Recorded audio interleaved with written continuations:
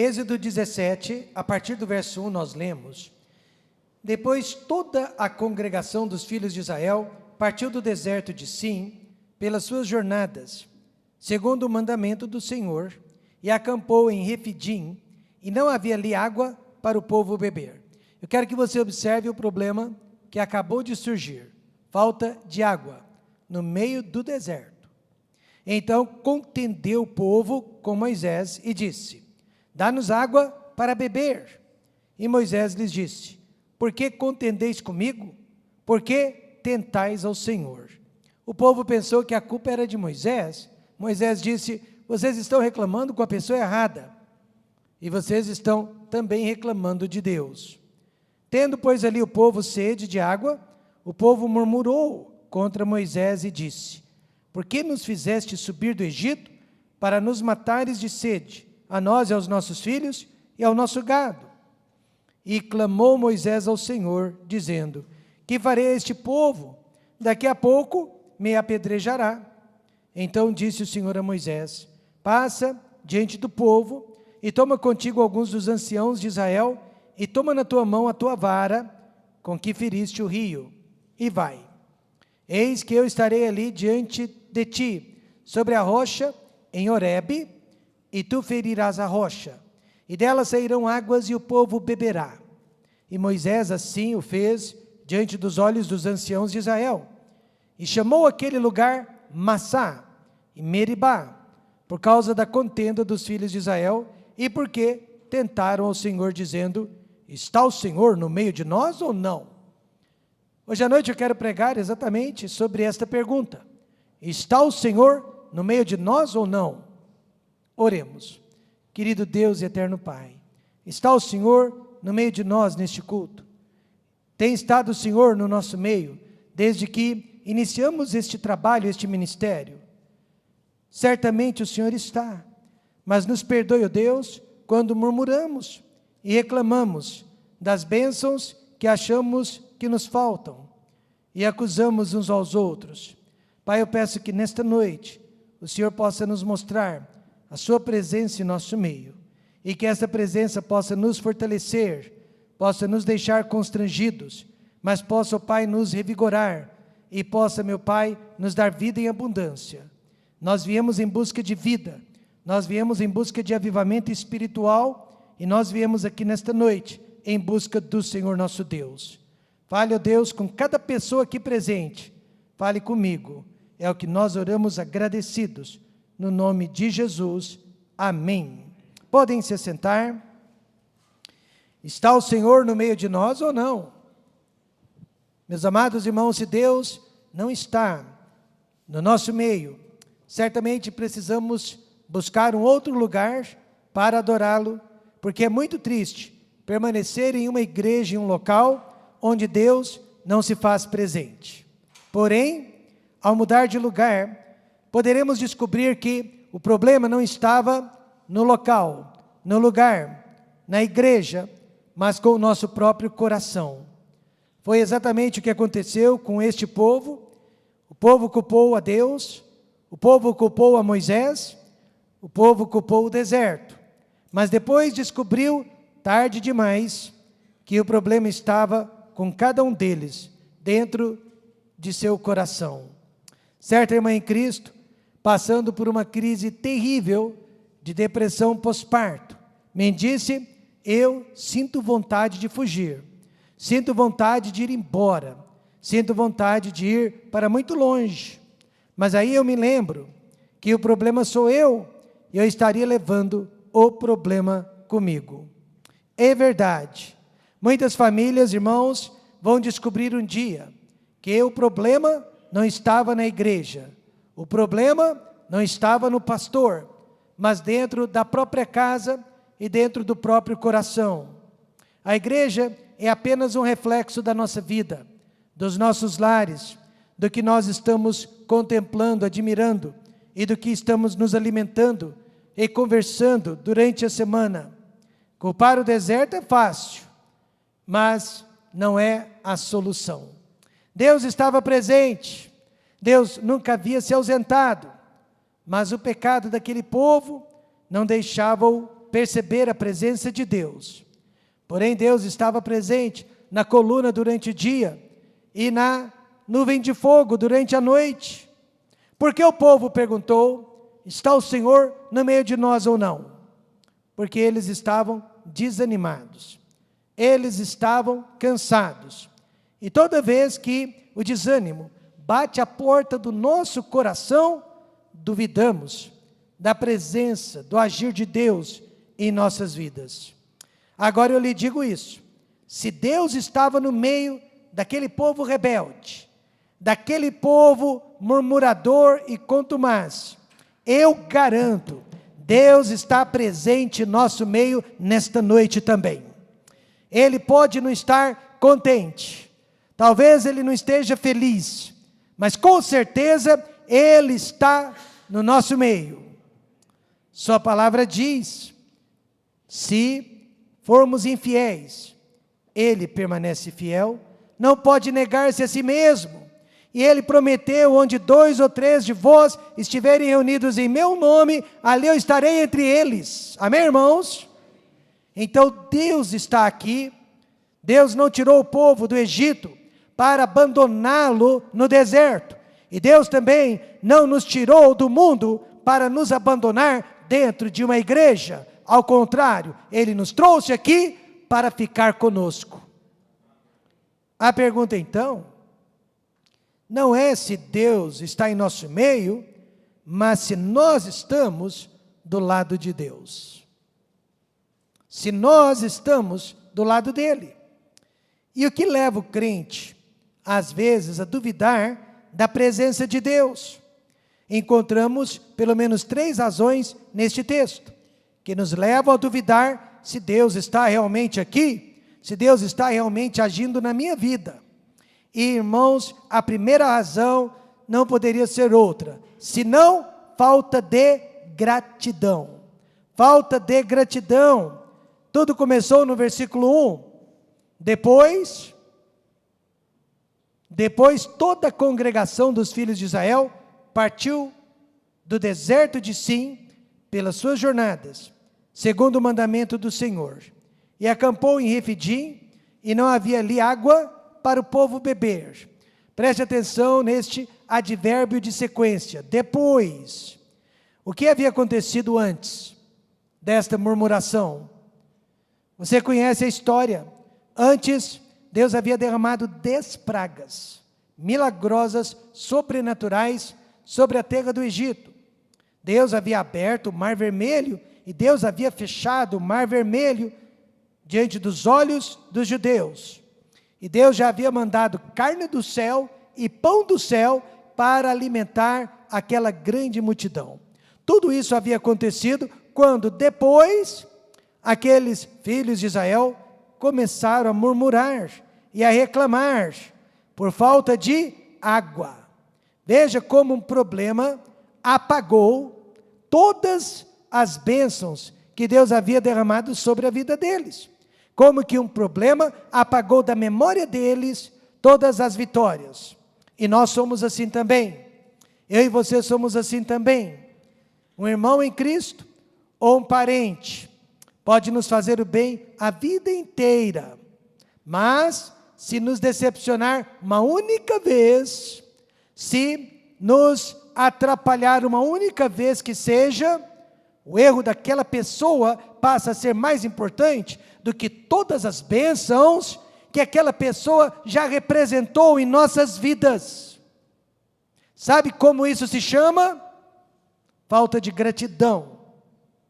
E Deus, sabendo que a memória do ser humano é fraca, disse: guarda-te, que não te esqueças do Senhor, que te tirou da terra do Egito, da casa da servidão. E quanto mais tempo nós permanecermos como igreja, mais nós vamos ser abençoados uns pelos outros. Mas também haverá ocasiões, haverá momentos em que nós iremos decepcionar alguém ou sermos decepcionados. Mas se nós tivermos a mente de Cristo, nós vamos reconhecer mais as bênçãos na vida daquela pessoa do que qualquer prejuízo que ela tenha nos causado. Deus pediu que o povo não se esquecesse. O que jamais podemos esquecer a respeito do nosso Deus? Primeiro, jamais esquecer da nossa salvação. Quantos são salvos e têm certeza, digam amém. Amém. Nunca podemos nos esquecer disso. No versículo 3, tendo pois ali o povo sede de água, o povo murmurou contra Moisés e disse: por que nos fizeste subir do Egito para nos matares de sede, a nós e aos nossos filhos e o nosso gado? Eles sentiram saudades de onde? Do Egito, mas esqueceram de falar como que era a vida deles antes no Egito. Deram a entender que a vida no Egito era maravilhosa, melhor que a vida no deserto, mas era pura mentira, memória fraca. Veja Êxodo 1, versículo 14, como era a vida deles. Assim que lhes fizeram amargar a vida, com dura servidão, em barro, em tijolos, e com todo o trabalho no campo, com todo o seu serviço, em que os obrigavam com, diga alguém, gente, a vida deles era uma dureza, não era fácil não. O Egito é símbolo do sistema do mundo que eu e você deixamos quando aceitamos o Senhor Jesus Cristo. Infelizmente já vi muitos crentes reclamando da igreja e sentindo saudades do Egito, sentindo saudades do mundo. Mas como era a sua vida antes da salvação? Como era a sua vida antes de vir para a igreja? Como era o seu marido antes da salvação? Como era a sua esposa antes da salvação? Como eram os seus filhos antes da salvação? Será que você prefere mesmo a vida que tinha antes de vir para a igreja? Eu acho que não. Você tem saudades da dor causada pelo adultério, da dor causada pelo alcoolismo, da dor causada pelas agressões físicas e verbais? Garanto que não. Então pare de reclamar da vida cristã e lembre-se da sua salvação. Uma senhora, certa vez me procurou para reclamar do marido. Ela disse que ele estava trabalhando demais e não tinha tempo para a família. Ela estava começando a sentir raiva daquele marido. Então, eu que conhecia a história, a fiz lembrar como era o seu marido antes. Ao invés de trabalhar, ele descansava muito. Ele era preguiçoso. Eu disse: você então tem saudades do marido de antes? Não, claro que não. Então não reclame do marido de agora. Não reclame da sua vida de agora. A vida nunca será perfeita, mas com certeza o hoje é melhor do que o ontem. Nesta noite, eu tenho certeza que a sua vida é muito melhor do que jamais foi. Pastor, como que o senhor tem essa certeza? Porque Deus promete. O povo de Israel esqueceu-se da dureza do Egito e ficou pensando só na dureza do deserto. E às vezes há irmãos que se esquecem da dureza do mundo e só pensam na dureza da igreja. Eu não conheço ninguém que tenha sido salvo e que tenha vindo para a igreja de Cristo e que a vida agora não esteja melhor do que jamais esteve, principalmente quando comparada com a vida no mundo. Não podemos nos esquecer da nossa salvação e segundo, não podemos também esquecer do amor de Deus. Eles se esqueceram. Por que nos fizeste subir do Egito para nos matares de sede, a nós e aos nossos filhos? Gente, que tipo de Deus eles serviam? Que tipo de Deus era o Deus de Israel? Em outras palavras, o povo estava dizendo que Deus é muito cruel. Meus amados irmãos, o Deus a quem eu sirvo, o Deus a quem nós servimos, Ele não é carrasco, Ele é Pai. Amém, irmãos? Ele é amor. O povo de Israel disse que Deus era cruel. Deus os havia tirado da panela e os lançado dentro do fogo. Porque se Deus estivesse com eles, não poderia haver falta de água. Não poderia haver problema algum. Um jovem pastor foi diagnosticado com uma doença muito grave que poderia tirá-lo do ministério. Chorando, ele desabafou para um pastor mais velho sobre o que estava acontecendo. O pastor veterano lhe perguntou: mas você não confia no amor de Deus? O jovem respondeu: no amor de Deus eu confio, pastor, mas às vezes eu não confio no meu amor para com Deus. E é verdade, antes de duvidar do amor de Deus para com você e do amor de Deus para com os seus, duvide do seu amor, porque o amor de Deus é perfeito. Deus não trouxe você à igreja para fazê-lo sofrer. Deus o trouxe para a igreja para que você seja uma bênção e para que você seja abençoado. Amém, irmãos? É para isso que Deus o salvou? O que leva então o crente a duvidar da presença de Deus na vida dele? Falta de gratidão. Parou de olhar para as bênçãos e passou a olhar apenas para os problemas. Em segundo lugar, falta de fé mesmo. Eles fizeram uma pergunta que demonstrou a falta de fé. Está o Senhor no meio de nós ou não? Esta é uma pergunta muito séria, demonstrava a falta de fé. De repente, todo mundo esqueceu-se das maravilhas de Deus e suas vidas. Eles se esqueceram dos milagres no Egito. Eles se esqueceram da abertura do Mar Vermelho. Se esqueceram daquela coluna que os guiava durante o dia e daquele fogo que os guiava durante a noite. Por isso, meus irmãos, eu não me canso de dizer que milagres não são suficientes para salvar, transformar vidas e manter pessoas firmes na fé. Ou o homem acredita em Deus pelo que Deus é, ou jamais conseguirá confiar em Deus. Jesus, ele tinha acabado de alimentar 5.000 pessoas, com apenas 5 pãezinhos e 2 peixinhos. Quando seus discípulos ficaram preocupados com a falta de pão durante a próxima viagem, do jeito que aconteceu com os judeus no deserto. Viram 10 pragas, viram o Mar Vermelho se abrindo, ficaram preocupados com a falta de água. Os discípulos viram a multiplicação dos pães e dos peixinhos, ficaram preocupados com a falta de comida. E aí vejo que Jesus precisou dizer para eles: não compreendeis ainda? Meus amados irmãos, você ainda não compreendeu? Nosso Deus é poderoso. Você ainda não compreendeu, nem vos lembrais dos 5 pães para 5.000 homens e de quantas alcofas levantastes? Não adianta.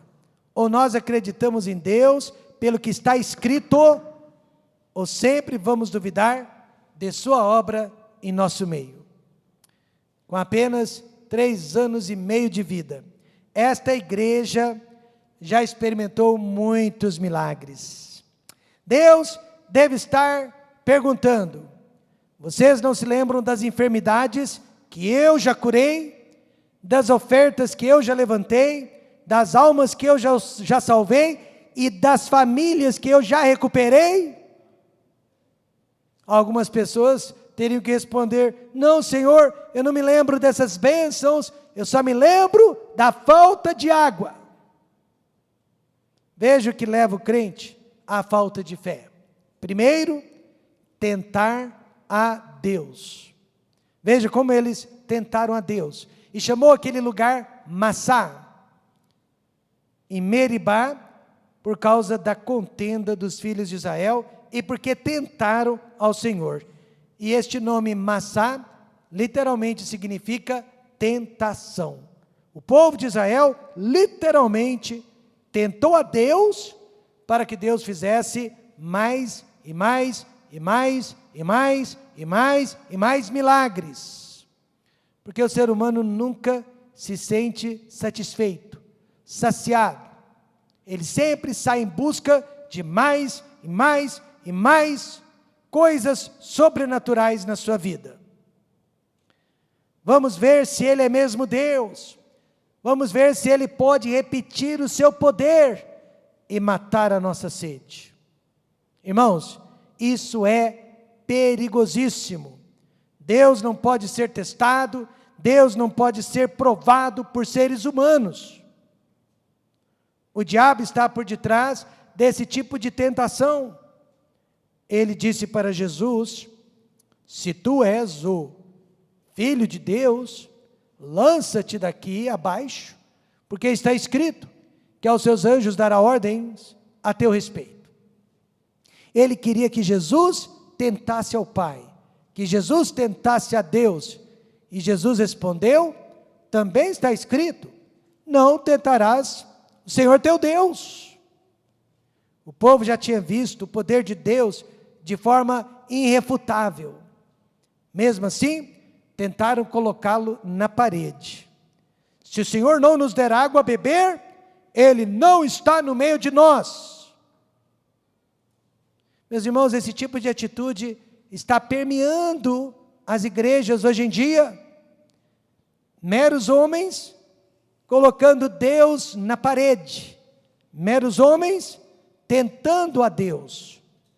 Uma irmã fez algo semelhante há alguns anos atrás.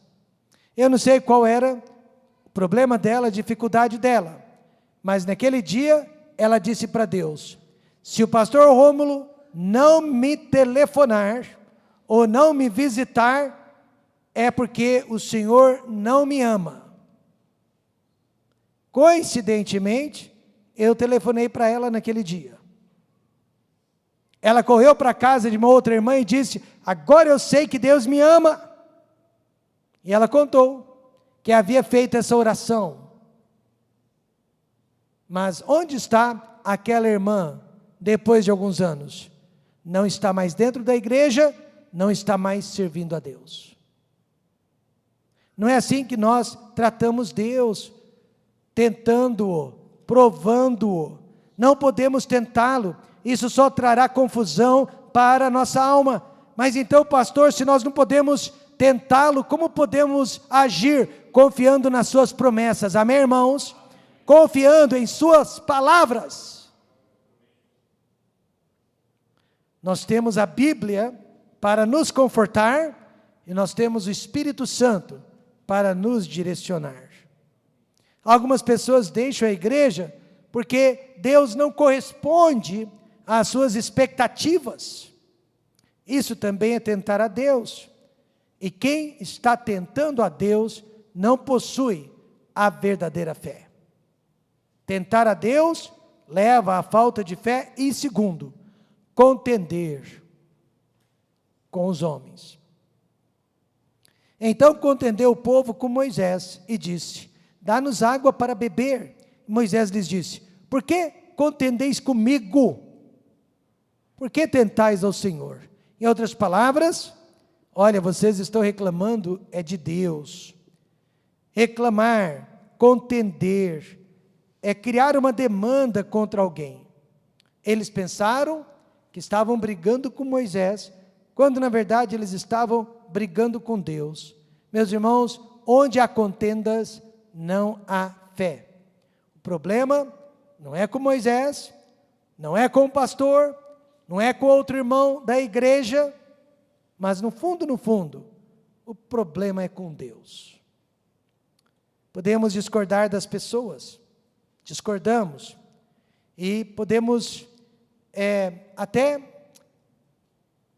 demorar a confiar nas pessoas, mas não podemos viver em contendas. Por quê? Porque o contencioso é uma pessoa desconfiada.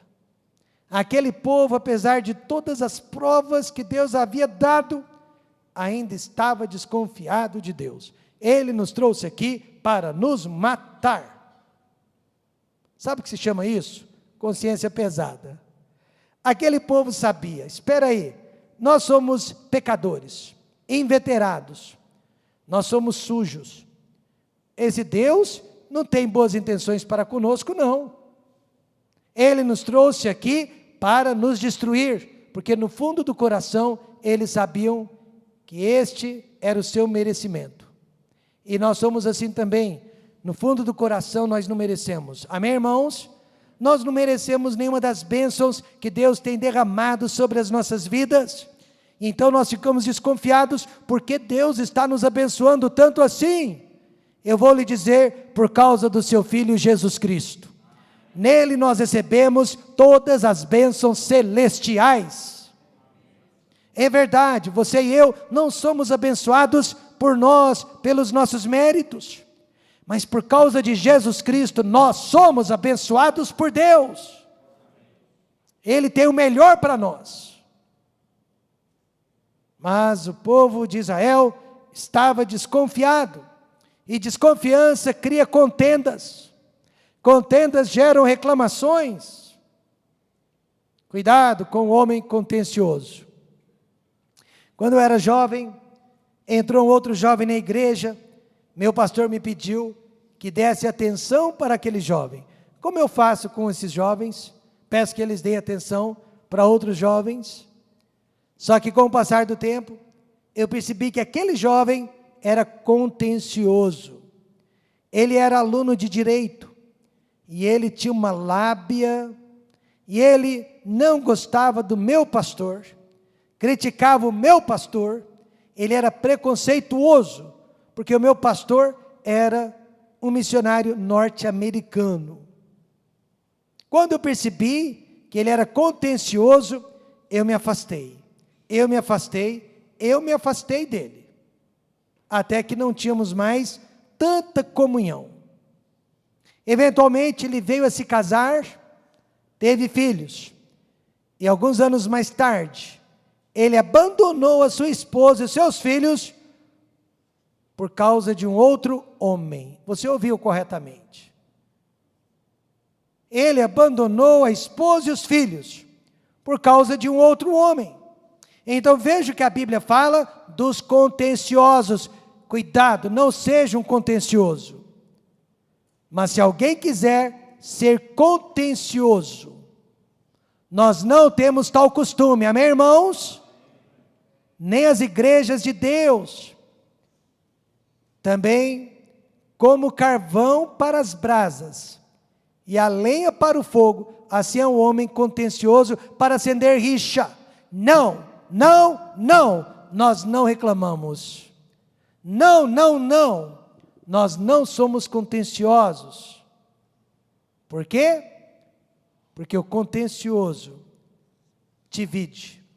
É preciso haver paz. Amém, irmãos?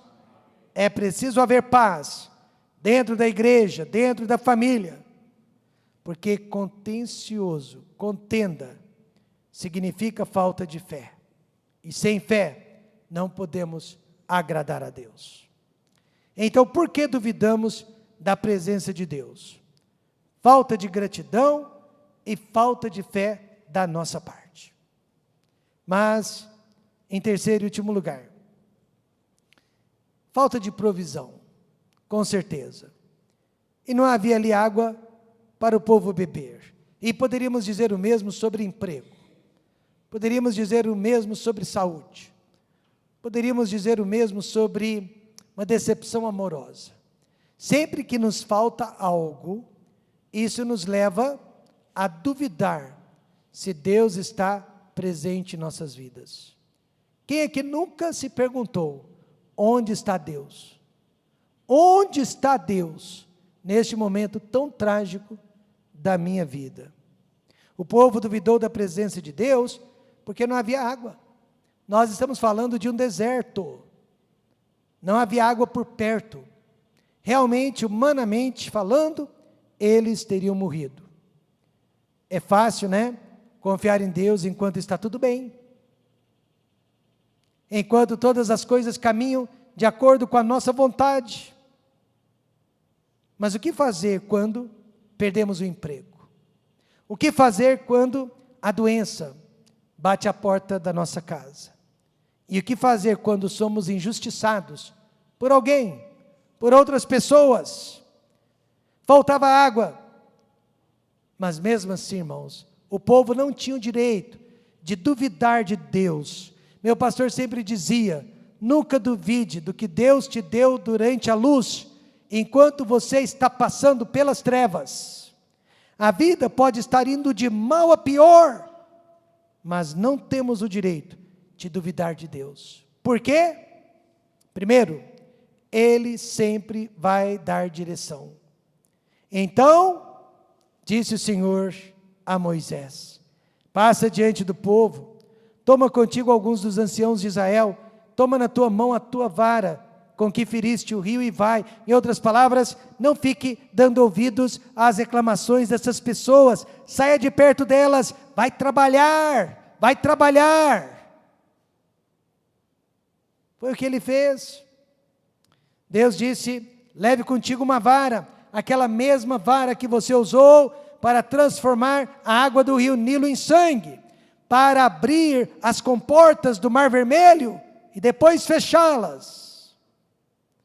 Até então, aquela vara tinha sido instrumento de julgamento, de punição, de disciplina. Agora, a vara seria usada para confortar, encorajar aquelas pessoas. E nesta noite eu pergunto: qual tem sido a vara que o povo de Deus tem usado ao longo desses anos para tirar água de pedras? A palavra de Deus. Amém, irmãos? A palavra de Deus. Ela tem sido usada para tirar água de pedra. Ela condena o pecado, mas ela sempre oferece solução para o pecador. Veja o versículo 6. Eis que eu estarei ali diante de ti sobre a rocha, em Horebe, e tu ferirás a rocha, e dela sairão águas, e o povo beberá. E Moisés assim o fez, diante dos olhos dos anciãos de Israel. Sabe quantas pessoas? 3 milhões. Pelo menos 3 milhões de pessoas beberam daquela água.